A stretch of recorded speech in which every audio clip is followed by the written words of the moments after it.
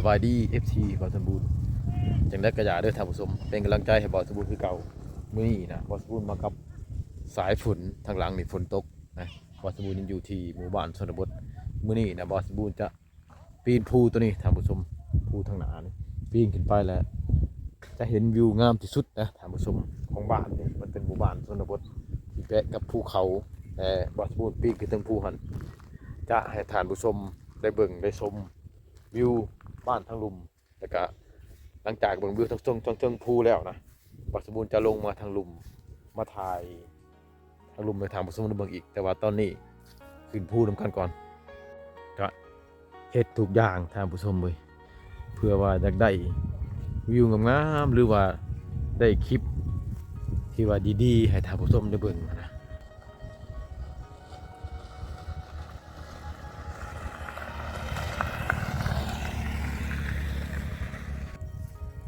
เมื่อยางขึ้นฮอดจุดถึงนะท่านผู้ชมและยืนแนมมาจุดหลุมนะจะเห็นธรรมชาติและก็เห็นหลังคาเรือนที่ว่างามดีเด้อท่านผู้ชมจะน้อยขึ้นฮอดจุดถึงที่มันสูงสุดบอสมบูรณ์จะถ่ายท่านผู้ชมได้เบิ่งขึ้นมาถึงนี่ก็มีตั้งแต่ตอไม้ไล่ไม้นี่แหละท่านผู้ชมเลยแต่ว่ามันออกนอกน้องกับบ่ทันดอกแบะก็จะขึ้นมากินนี่คือแบะก็จะปล่อยมันจะขึ้นมากินหญ้าอยู่เทิงภูนี้นะภูนี่กับบ่สูงปานใดย่างกับเมื่อยนึงท่านผู้ชมเว้ยย่างขึ้นมากะเมื่อยนึงท่านผู้ชมเว้ยแต่ว่าเพื่อจะได้วิวงามให้ท่านผู้ชมได้เบิ่งนะเมื่อยก็ปีนขึ้นมานะท่านผู้ชมอันนี้มาฮอดจุดเทิงเลยแต่ว่าบ่ทันฮอด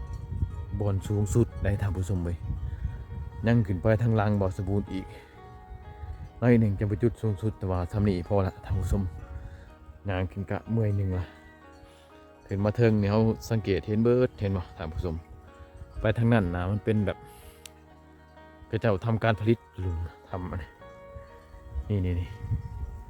ก็จะปลูกมันต้นส่วนนะมาทางมาขาวๆนี่มันนากระเจ้านะท่านผู้ชม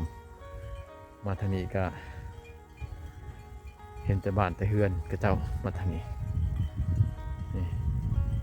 บ้านนี้นะมีสัญญาณโทรศัพท์เด้อท่านผู้ชมเด้อลักสัญญาณ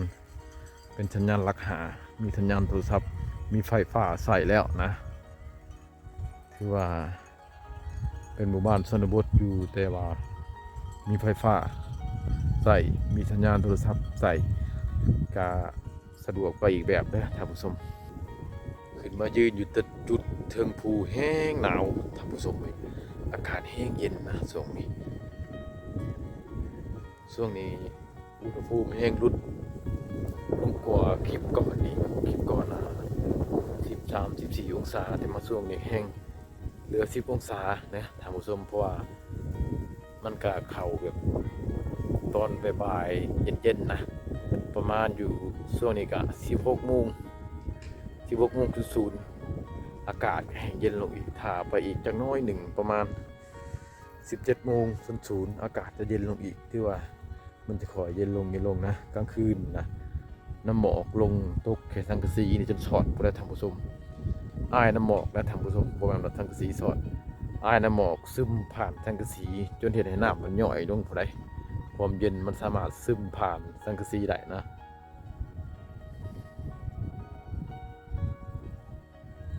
ป่านนี้สิพาท่านผู้ชมไปเบิ่งเบื้องลุ่มป่านนี้นะที่ย่างลงลุ่มเลาะเบิ่งบรรยากาศทั้งลานลุ่มอีกนะอันนี้เป็นบรรยากาศจากเทิงภูที่พาท่านผู้ชมลงเบิ่งด้านลุ่มก่อนจูตะแหละนะจูตะตะลุไปยังตะลุ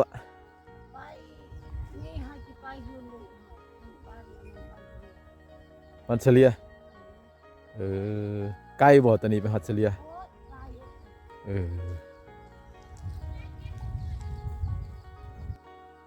ลงมาหอดลุ่มกาสิพาท่านผู้ชมเขาย่างเลาะบ้าน เบิ่งการดำรงชีวิต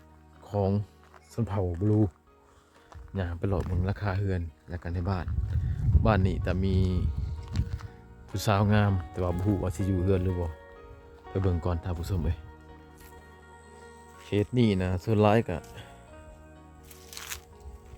ปลูกฝังเรื่องสัตว์อาชีพหลักๆแหละทุกๆบ้านก็มีแต่แบบนั้นแหละท่านผู้ชมแล้วก็เฮ็ดให้เขาบางบ้านที่ว่ามีดินเพียงเนี่ยก็ปลูกมันต้นบางบ้านที่ว่า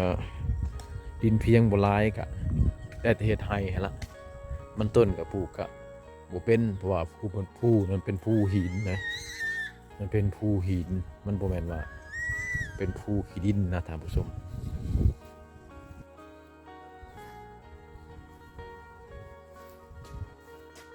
อันนี้เป็น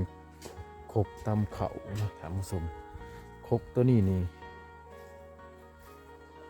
ก็เจ้าแบบว่าอนุรักษ์ไว้หรือว่าเวลามันเพมันยังไงก็เจ้ากระเจาะใหม่เฮ็ดใหม่ได้ท่านผู้ชมถึงเหมือนว่าจะมีไฟฟ้าเข้าถึงแล้วก็จะแต่เขานี่ก็เจ้ายังตำเอาคือเก่าเพราะว่าก็เจ้ารักษาแบบที่เก่าของเดิมนะท่านผู้ชมส่วนหลายก็จะตำเอาเขาบ่คอยจะได้สีดอกเขตหมู่บ้านชนเผ่านี่ส่วนหลายแหละ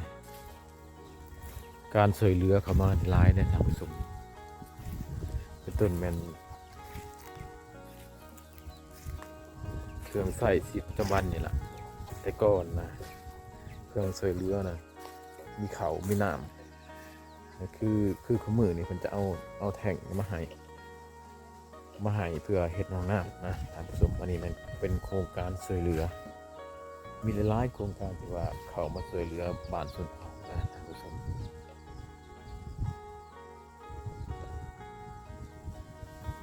คอยเห็นคนอยู่ภายในท่านผู้ชม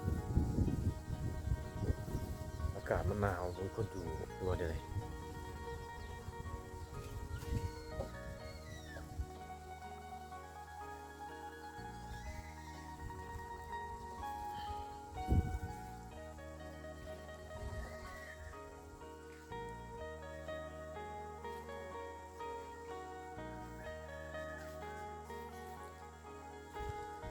ซ่อนแต่ไม้ยางโบงนี่แหละท่านผู้ชมเลย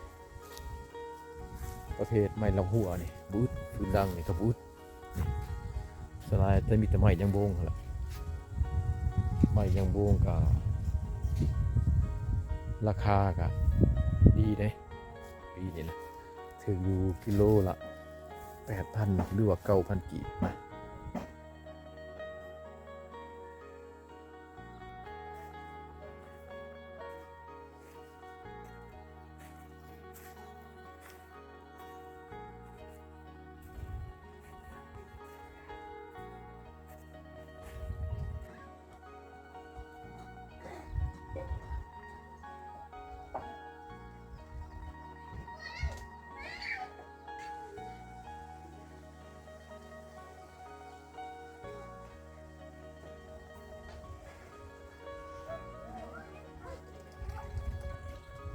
ตาโตรนะ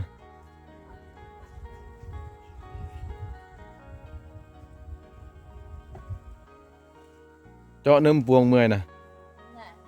ว่านั่นเจ๊น้ำปวงเมื่อย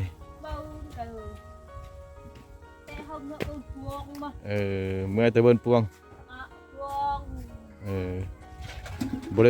ได้ปลูกน้ำเขาบ่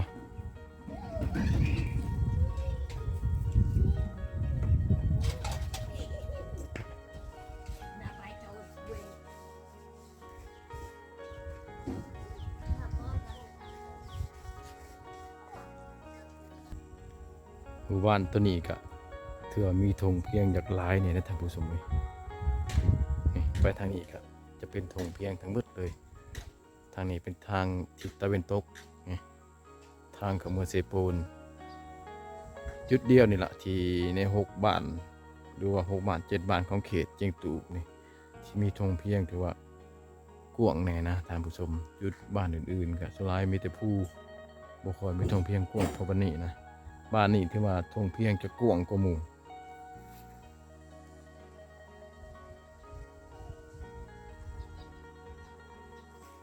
เอ้าท่านผู้ชมบ่สมบูรณ์ก็ย่างเลาะเหาะบุญบาทเลยจังซั่นแหละสิกลับก่อนท่านผู้ชมอย่าลืมกดไลค์กดแชร์กดติดตามเจอกันใหม่คลิปหน้าบ่สมบูรณ์จะเอาหมู่บ้านชนบทมาผากท่านผู้ชมคือเก่าอย่าลืมกดไลค์กดแชร์กดติดตาม